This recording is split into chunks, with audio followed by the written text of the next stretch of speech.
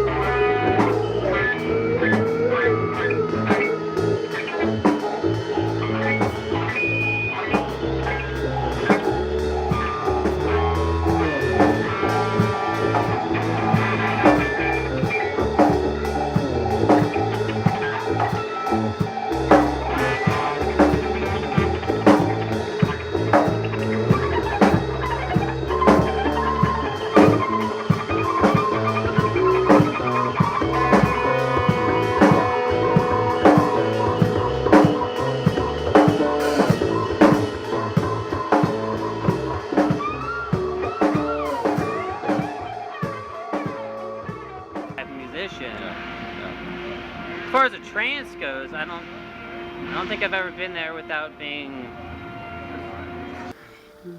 I've never gotten as high as I have at a fucking Righteous show. Okay? Yeah, Stan Groff coined the term holotropic. That describes altered states or expanded states of consciousness or non-ordinary states of consciousness that have the potential for transforming the person who has those experiences. And the use of methods that induce or support holotropic or non-ordinary states. Music is probably one of the oldest methods, you know. And Suddenly being immersed in that about 6 or 8 hours a day in that sound. And then, you know, like at our class, we would have 15 people singing, you know, all coming more and more into tune, singing these Indian, you know, this Indian form of music, which is ancient, thousands of years old, you know, perfected over thousands of years, to be both a art form and a spiritual path. It just had an incredible effect on me. I'm a musician and spreader of the gospel of music. It's one of the basic ways that we connect with each other, and it's just kind of part of who we are. Like sometimes I'll just be playing a rhythm and I'll just be like in this conversation in my head, because that's what comes up like to the surface, where I'm literally like playing it out.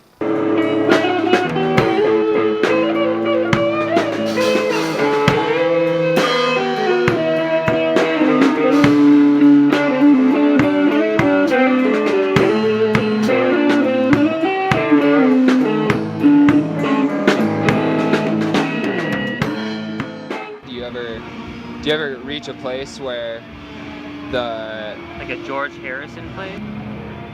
I think the trance happens when you provide a riff and you're playing with somebody, and then you get, without a spoken word, you go back into a verse or a chorus that's supposed to be there but wasn't verbalized at the beginning.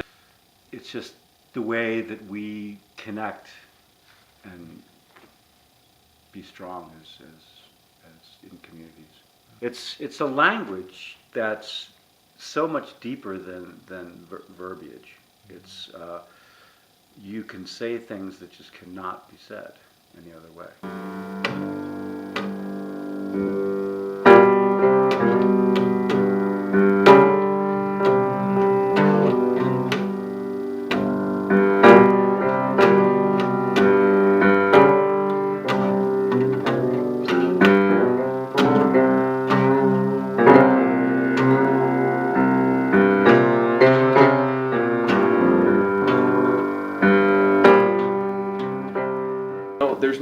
There's no room for it to be lost in translation. I never really found anything quite like it. Just share the same headspace with a group of people, an absolute union. It's really cool.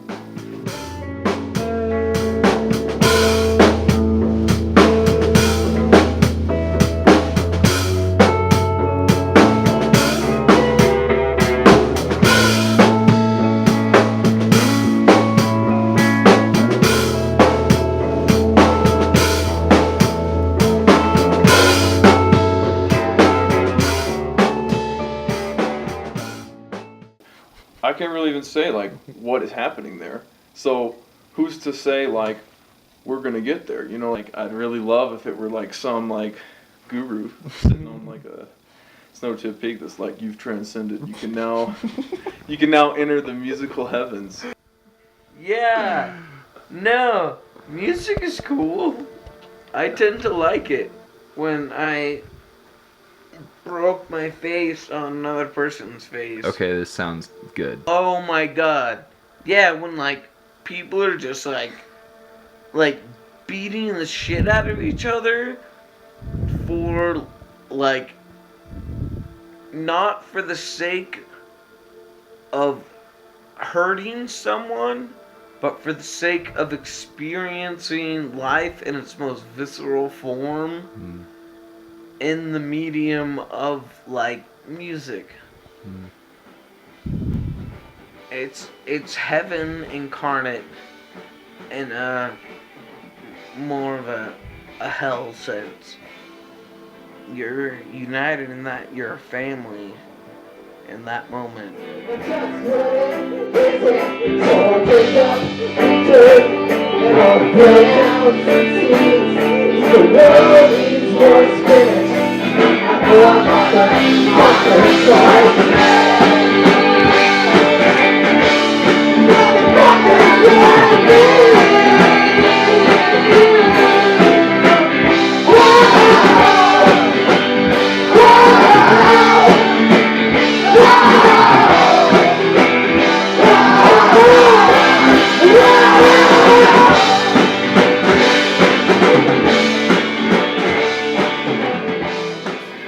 It's love, and it hurts, and I would say that any love that isn't painful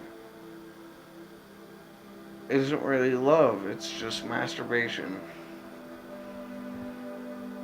So when it's completely improvised and you're playing with people of all different levels and experiences, it's a little unnerving. And everybody's pushing their comfort zones a little bit. I compare it to yoga, where you're pushing, you're stretching yourself a little bit farther than you might when you're just walking around. But it's a very, you do it in a very thoughtful, and it's nice when you do it with a group of people, again, similar, where you're together experiencing this change.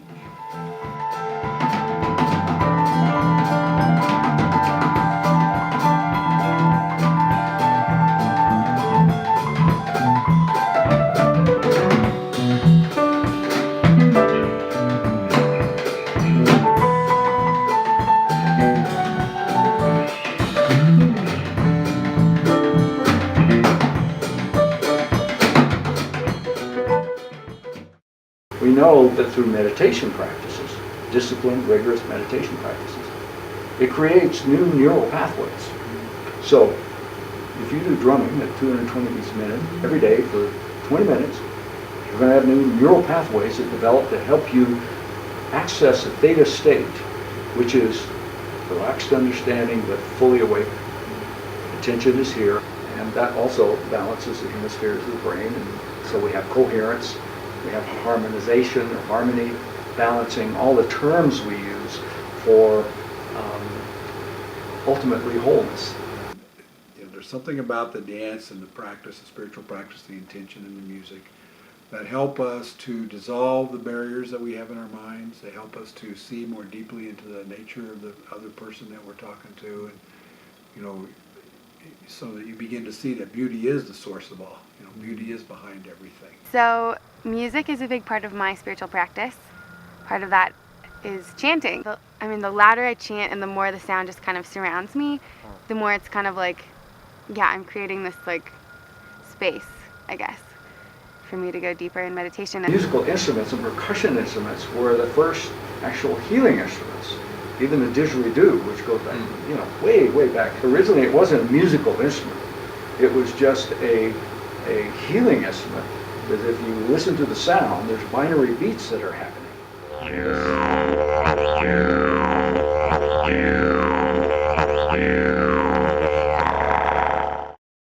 And if you take one signal, like say 200 cycles per second, and on one side, and do the other at 203 or 5, then it's going to produce a third tone, or third beat, if you will. And that's going to be heard when you listen to it on headphones.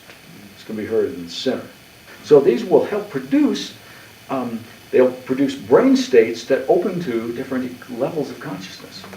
To go to a place that is non-thinking, when our whole bodies become involved in playing music and there's people dancing.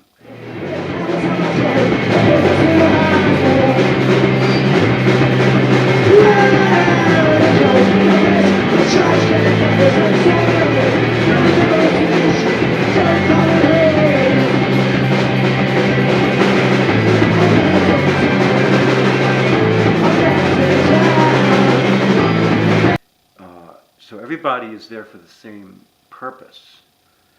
It goes to a play. I guess it's a reminder, is what it is for me. It's a reminder of what reality is. You've gone through the process of struggling to like make that rhythm, and so you get so entranced.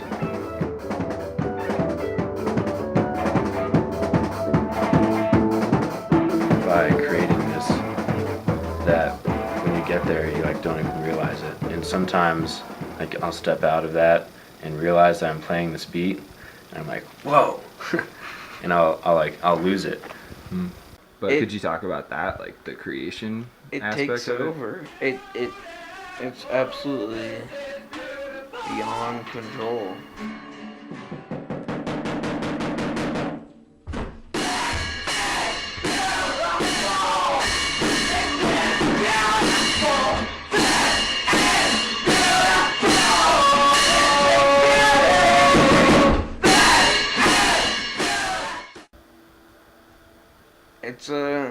It's a holy experience. It's something beyond me or the music or anything else. I just feel like a vessel for something that's being transferred through me. I'm just a channel, I'm just gonna play. Then I don't even notice my fingers, I'm completely oblivious. In those situations, that's when people come up and say like, that was beautiful. I would say, whether it be a personal truth, whether it be a grandiose truth, that's God right there. One scripture says, in the beginning the Word was God. Another scripture calls Brahma sound. Now where will you find the sound if the sound is God? If God is seated on his throne and his altar is in your heart, if the nature of Allah is sound, where will you find the source of sound if not in your heart? We look at all the Arabic phrases that are considered to be like holy phrases, names of God, things like that. You'll see the ah is in there a lot. Ah, ra, la ilaha illallah, ishkallah, mabud Allah. So the ah sound has a certain effect. You know the phrase Om. If you see Om, when you're taught to sing that, you're singing as 3 syllables. Ah, ooh. And the ah is kind of a hard opening sound. The ooh brings it, more deeper into the body, and the that causes it to vibrate in the body. Ancient Hindu traditions, the Om is a really powerful Sanskrit word, which kind of represents God and the cosmic vibration of the universe. So Om is what is behind everything, and it's kind of what is vibrating creation into being. And so by becoming one with that, if you can, you're much able to expand your consciousness, much more able to expand your consciousness. And then the mystics say that the intention that you bring to any practice is also part of the fruition of that practice. The issue is intention and consciousness and presence, awareness. Who's the lead singer for Tool? Maynard James Yeah, Keenan. yeah. He really speaks to this stuff in a very, probably better than anyone that I've heard to date, that I've seen interviewed. He really, and he sees it as a maturing and a transformative thing. And if it's not, so then you're just looping in your own anger and rage and not really getting through it. See, because he's invoking that understanding, and that is transmitted to the crowd. So there's transmission going on, because he's conscious of it. And that's where I was talking about intention. Just having the approach that music can be a spiritual tool, I think has really changed my relationship with it. Somewhere I read that there's like 4 basic art forms of awakening in India, and music and dance were part of those. It's an amazing feeling to have dancers feed you. I think a lot of musicians don't really appreciate what we get from dancers when they're really in there, and it's partly what makes me feel like it's really functioning. Now we're actually all creating this together. Most of our dances begin holding hands in a circle. Well, circle, circle is one. It has no beginning or end. It sounds like a good definition of God. So you are literally recreating in a physical world. Like, if you've ever heard that old thing, as above, so below. Yeah. So this is what you're doing. In the physical world, you're creating a physical representation or manifestation of that, esoteric truth that God is one. And so in India, dance is seen in its own light as a spiritual practice, just like music is. And of course, to dance, you have to have rhythm, and to have music, you have to have rhythm. So they both contain that essence, and rhythm is vibration, and vibration is God. And there we're back to the beginning. Before Solomon erected the temple for Allah, David sang his divine songs. It was this holy music which prepared the way, sanctifying the ground in the city of Zion. The earth is covered with groups of people that this is their life, this is how they live. They sing and dance together all the time, and everybody does it. And it sustains them through drought, through oppression, all the challenges that you could possibly dream up. The singing and dancing, I really believe, is a huge part of what gets them through and keeps them smiling and happy. And that's what I see here when people are singing and dancing together. I see happy people.